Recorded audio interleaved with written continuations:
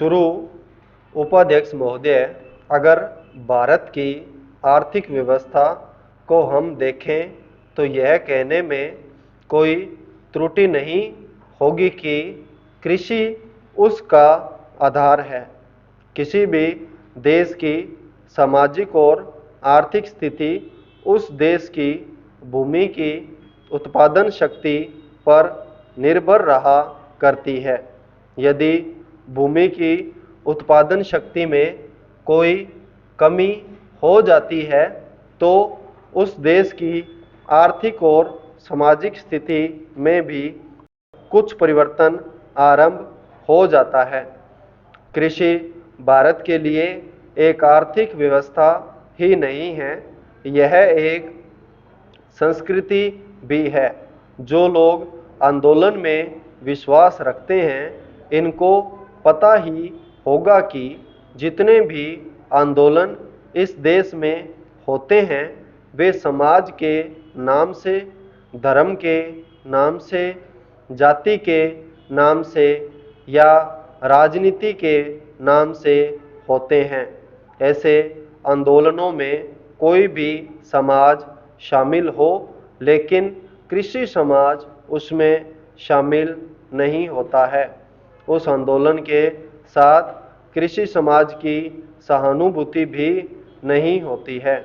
इसलिए यदि सभी बातों को ध्यान में रखकर हम देखें तो इस देश के लिए आवश्यक यह होगा कि हमारी संस्कृति की रक्षा के लिए और जीवन प्रणाली की रक्षा के लिए कृषि पर विशेष ध्यान दिया जाए।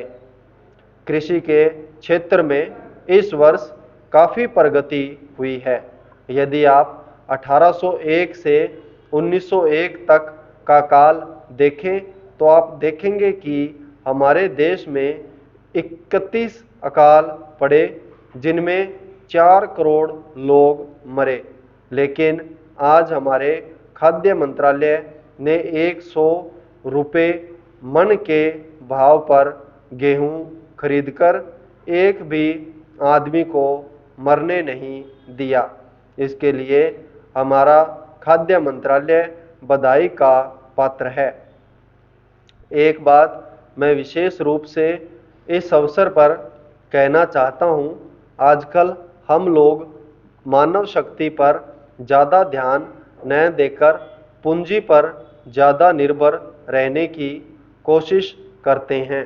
आपको याद होगा, लगभग 5 दशक पहले में जापान की आर्थिक व्यवस्था बिगड़ गई थी, लेकिन वहाँ के 60 लाख काश्तकारों ने कृषि शिक्षा के बल पर इतना अनाज पैदा करके दिखलाया कि आज वे 10 करोड़ आदमियों का पालन पोषण कर रहे हैं। वहाँ पर 30 ऐसे विश्वविद्यालय हैं जिनमें कृषि की शिक्षा दी जाती है, जिनसे 16,000 छात्र प्रति वर्ष शिक्षा प्राप्त करके निकलते हैं। आज हमारे देश में पर्याप्त कृषि विश्वविद्यालय स्थापित हो चुके हैं।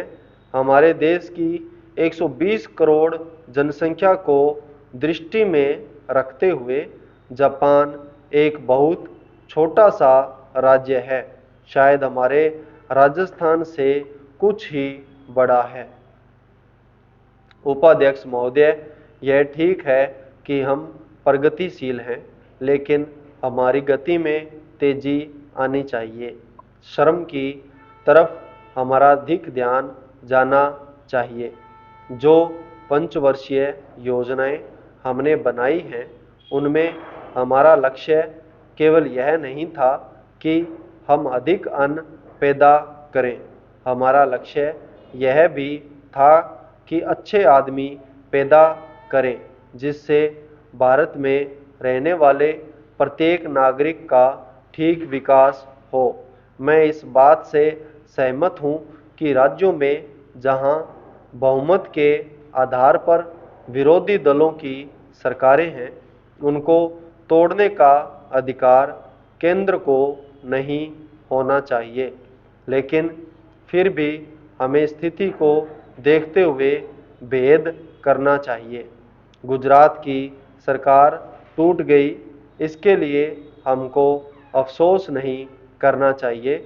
जहाँ तक इस बिल का संबंध है, मैं इसकी कमियों की तरफ आपका ध्यान दिलाना चाहता हूँ, जिससे कि आपको उसे ठीक करने की प्रेरणा मिले और इसको आप ठीक करके वहाँ का काम चलाएं।